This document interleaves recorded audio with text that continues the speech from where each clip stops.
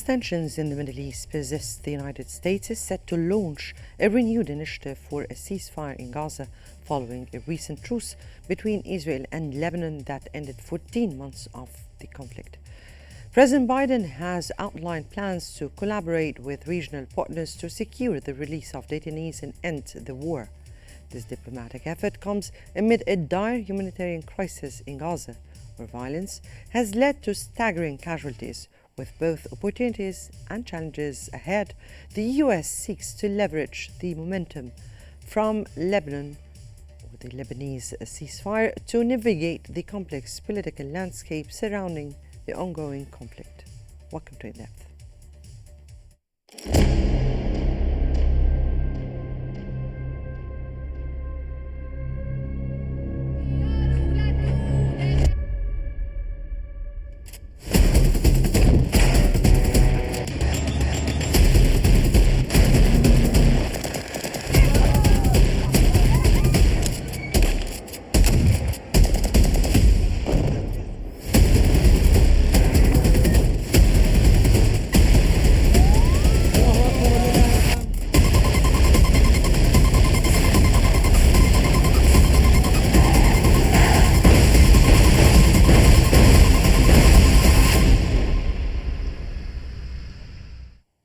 In his first interview since the ceasefire in Lebanon, Prime Minister Benjamin Netanyahu has expressed openness to oppose in the Gaza war, provided it facilitate the release of detainees.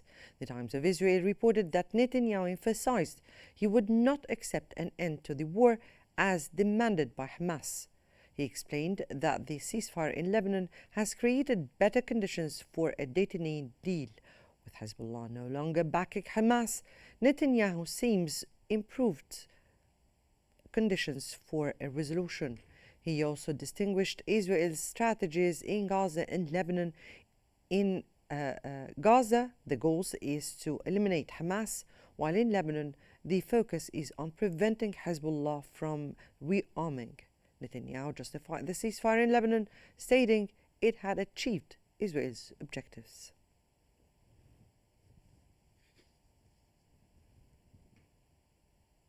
A ceasefire deal between Israel and Lebanon was reached on Tuesday, raising hopes for an end to the fighting in Gaza and the release of detainees. Newsweek stated that US President Biden announced that the US, along with Egypt, Qatar, Turkey, Israel and others, would work towards a ceasefire agreement in Gaza. Meanwhile, former President Trump called for the war's end during his election campaign, claiming peace would soon be restored. Although the ceasefire between Israel and Hezbollah was welcomed, there was disappointment that it did not include provisions for detainees in Gaza. Parents of the detainees expressed concerns that the conflict in Gaza had been overshadowed by the violence in Lebanon over recent months. They described the failure to combine the ceasefire with a detainee deal as a missed opportunity, highlighting the urgency of addressing the detainee situation.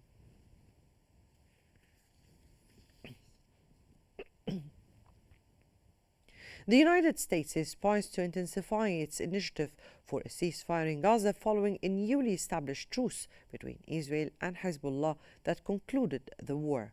President Joe Biden revealed plans to collaborate with regional partners, including Egypt and Qatar, to facilitate the release of detainees amid worsening humanitarian conditions.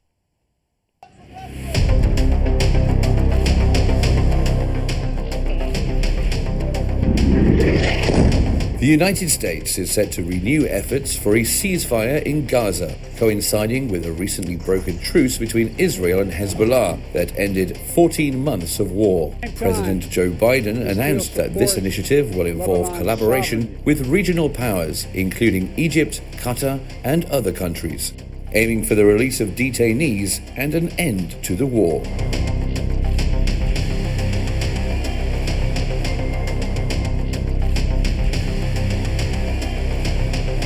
Since October 2023, the humanitarian crisis in Gaza has worsened dramatically. According to the Palestinian Ministry of Health, the ongoing Israeli aggression has resulted in over 44,000 deaths and more than 104,000 injuries. The US administration hopes the recent ceasefire in Lebanon could serve as a model for negotiations in Gaza. US National Security Advisor Jake Sullivan indicated that the recent ceasefire in Lebanon could exert pressure on Hamas to negotiate.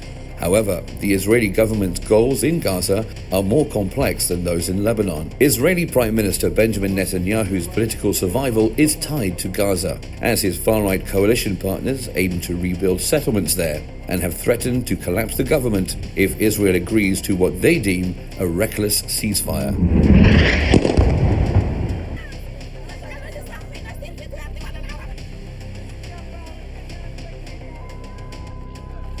Hamas has expressed a willingness to explore a ceasefire, but continues to reject terms it views as capitulation. They insist on conditions such as an Israeli withdrawal and reconstruction of Gaza, while facing internal challenges following the loss of key leaders. As these diplomatic efforts unfold, there are growing concerns among Gazans about the potential for increased Israeli military action amid ongoing hostilities.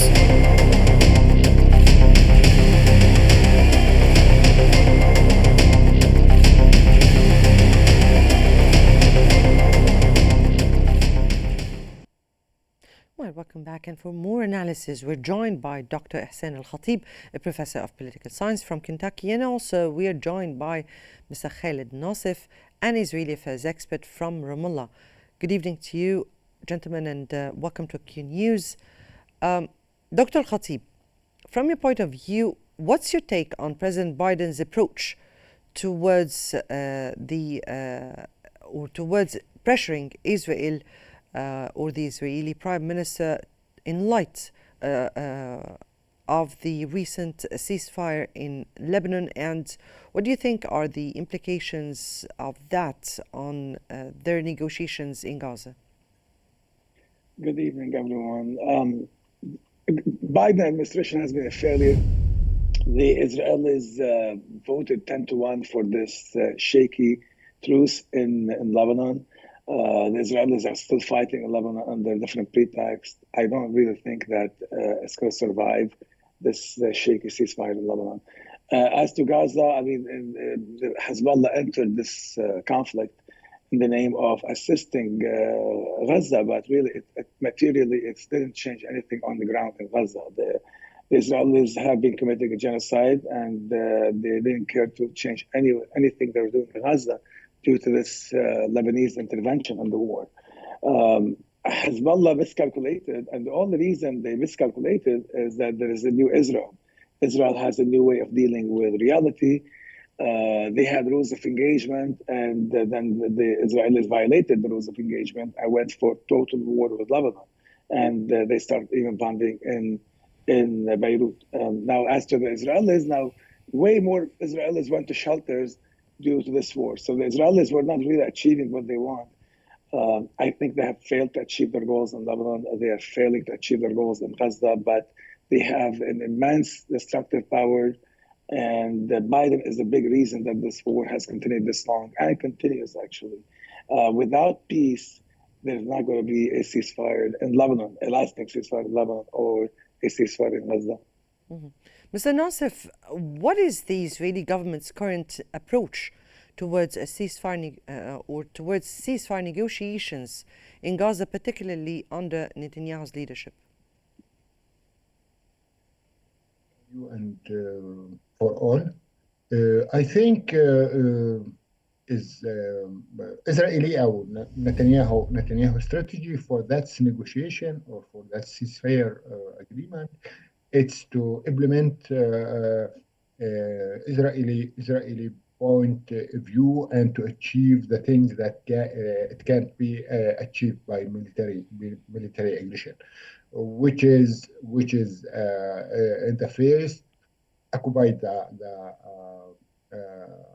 Gaza Strip, the second free all the Israeli detainees in Gaza without to give the Palestinian or the resistant any points or any achievement of that. The main thing that they are calling now or يعني by the draft of the ceasefire agreement is to compare that with humanitarian aid, not more than that. But the strategy for the Israeli government is to occupy and to reoccupy the Gaza Strip and resettled there by military and by the settlers or the Israeli settlers, which have been shown by the media in the last few weeks. I think that's the main strategy for the Israeli government so far, because that's the strategy for the occupation or the Israeli occupation for all the Palestinian land or the Palestinian historical land, which is applied in Gaza. They try to apply it in West Bank, also in East Jerusalem, the same by pushing the policies, Israeli policies, against the Palestinians citizens there, and that's a full plan or a full master plan for the Israeli, yes, which is affect all the Palestinians all in West Bank and Gaza and Jerusalem. Mr. Nassef, we need to focus on this plan that you've been speaking about right after I go to Dr. Khatib. But Dr. Khatib, from your point of view, what kind of challenges the Biden administration face in trying to secure a ceasefire? From day one is that Biden gave unlimited support for Israelis. And the main other problem is that he refused to pressure Israel. And he takes it as a point of pride that he did not pressure Israel at all. There was unlimited support. Yeah, you can see that the lack of pressure on Israel by the fact that until now, the U.S. has been asking that food enter Gaza, and it's not entering Gaza nearly as needed. I mean, something very simple, very simple demand, and the Israelis have said no all along until now. So there is no pressure from the Israelis. I think the reason there is a pause in Lebanon is that the Israelis think it's good for them. That's why they listen to Biden. Many more Israelis going into shelters. They have really hit Lebanon hard. I don't think hitting more buildings in Lebanon will change the dynamic. They got many points on paper for their advantage in Lebanon. That's why they agreed to it, and this is an agreement with minefields, and it can fail anytime. The Israelis, I just read that they bombed in Lebanon too. So there's a lack of good faith on the Israeli side. They think they're winning, and the fact that they're inflicting a lot of pain on their enemies, the Lebanese and the Palestinians. So I think that's good, but I really don't think that they're achieving their goals in Gaza or in Lebanon. In Lebanon, Hezbollah is not going to go anywhere, even if they degraded Hezbollah by 90%. Well, they have 150,000 rockets. Still, that leaves thousands of rockets. And I don't think there's going to be a clash between the Lebanese army and Hezbollah in the south. I highly doubt it. And anyway, the Hezbollah didn't have like open presence in the south. There are people who live in the south and they hide weapons underground. So really, I don't think that much has really improved. I think we still have the problem that Trump will have a big problem to deal with. He is thinking of a peace initiative, which I think that's the really right way to approach the situation, with a peace agreement, some kind of peace process, real one, dealing with all the issues, because it's not the problem, the fighting. The fighting is a symptom of the lack of a comprehensive peace that's acceptable to the Palestinians and the Lebanese as well. Mr. Nassef, you spoke about a certain plan and a certain strategy applied by Netanyahu, particularly on the Palestinian-occupied lands. Now, from your point of view, and in light of the recent Lebanese ceasefire or the Lebanon Israeli ceasefire, what strategies is Netanyahu considering at this particular upcoming stage, and is he considering at all negotiating a similar agreement in Gaza? I don't think so that he يعني considering that, because the clashes in Gaza for Netanyahu, it's important for his personal survival and for his government survival. I believe that in Lebanon, a different scenario have been applied there. But in Gaza, I don't think that the ceasefire will take place or will fly until I believe that the resistance movement agreed on the ceasefire. What have been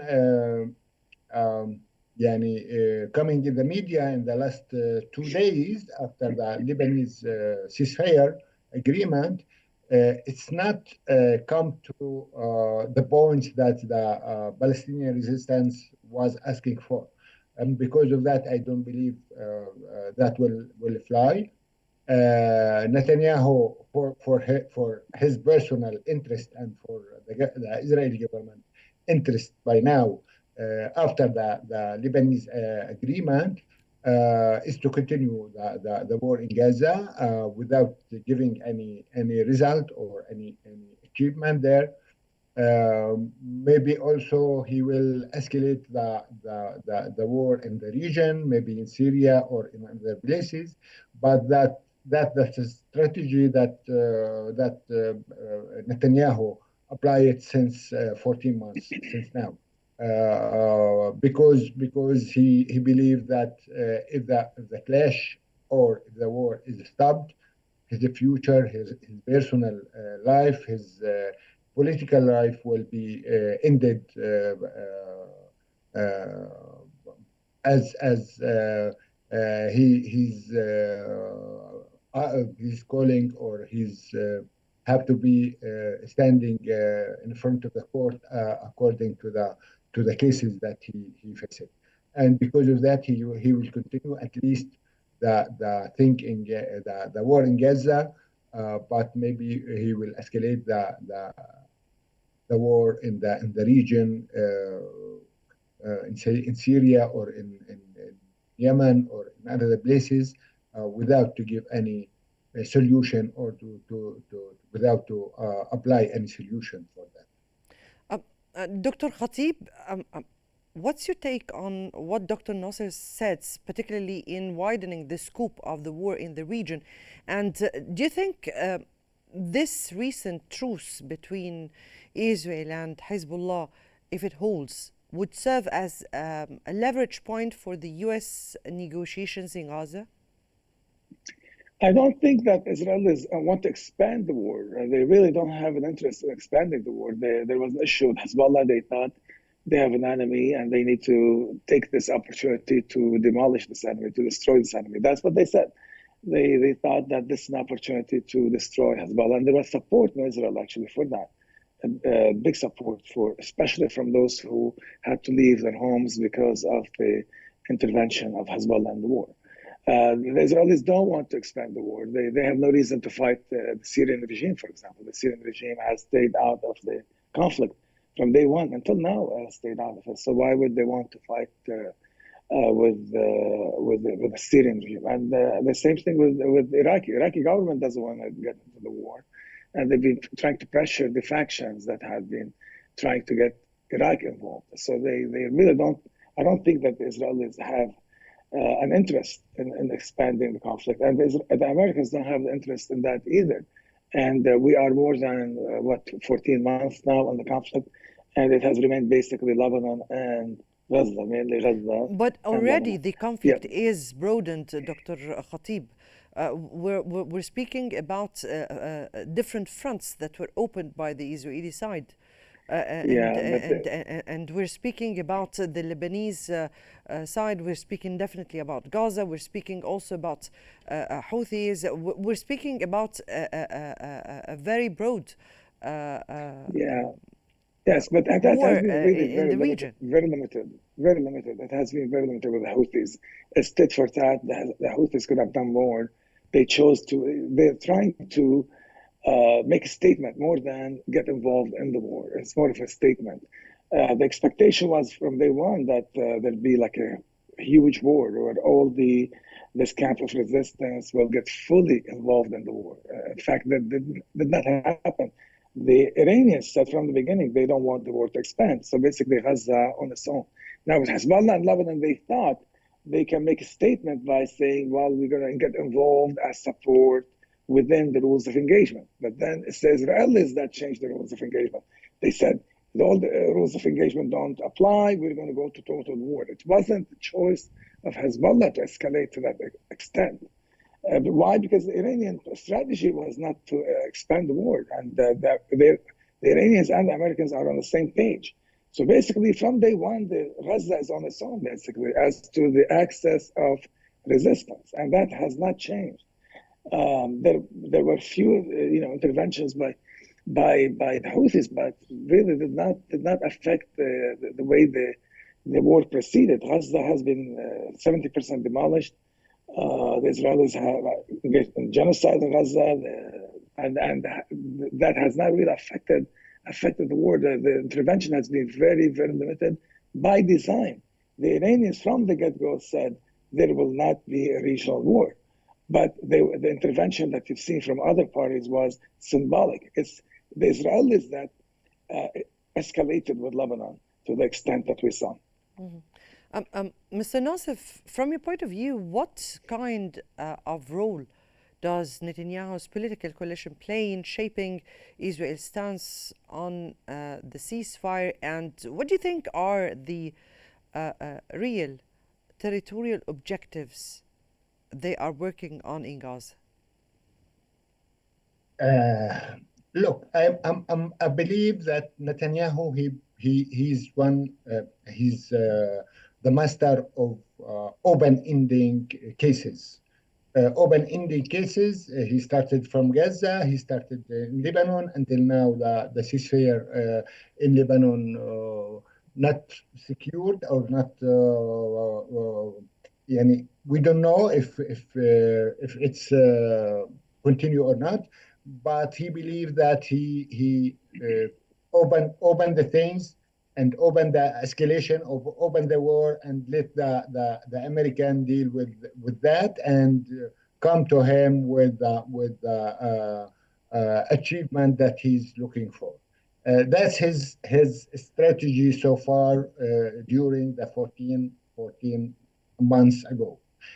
I believe that the ceasefire in Lebanon now, with the things that he created in his announcement 2 days ago, that he's looking for attacking Iran or going to the Iran, that means he has to go through Syria, to Iraq, through Yemen, until to come to Tehran. Because of that, I believe Netanyahu he's not looking for end of this war. At least he want to keep one of the places under the war, at least Gaza for now, but also to open the war in other places, which is lead to the strategy of Netanyahu, which is by diplomatic way, and he's a master of diplomacy, lead to open cases without any kind or scenario for a solution in the future, and keep it for the world and for the UN and for the American to deal with it. That's what Netanyahu is looking for, and this government is looking for so far in the region. That means it will be an regional war, maybe not, but for sure that will be another countries will be attacking by Israel or by Israeli or another places. Maybe it's started in the West Bank right. in a few days. Right. Dr. Khatib, let me ask you here, the return of President-elect Trump to office, and how will that reflect on the U.S. foreign policy, particularly towards Israel and the Palestinian cause? and concerning or with a certain focus on the ongoing peace negotiations? Now, we know two things. One is that the Palestinians are on their own, basically, that the so-called axis of resistance, that they're thinking that, there is Hamas, and then there is Syria, there is Lebanon, there's Yemen, Iraq. And by the end of the day, it was Gaza on its own. The Houthis, symbolic intervention, nothing in the Syrian front, even though you have all these factions that Iran sent to fight in Syria, they didn't get involved. So Gaza on its own, the only reason the war in Lebanon is what it is, because the Israelis decided to go to total war. Hezbollah from the beginning said this is a limited engagement, but Netanyahu said no, this is total war, and we'll show you basically. Briefly, so Dr. Khatib, do you think there will be a change in the U.S. policy towards the Middle East? Definitely. Trump will not be ignored the way Biden was ignored. And Vance, the vice president, said something which distinguishes Trump from Biden. He said sometimes our interest, Israel and the U.S., will not be the same. Right. And that Biden did not believe in that. And Trump has a project, has the Abrahamic Accords, and he wants peace. And the only way to have peace is to end the war and to have realistic Remains to be seen. That was Dr. Hussein Al-Khatib, a professor of political science, and Mr. Khalid Nassif, an Israeli affairs expert. We thank you so much, both gentlemen, for your insights. And I guess that brings us to the end of today's episode of In Depth. Many thanks for watching, and stay tuned for more updates on Qnews.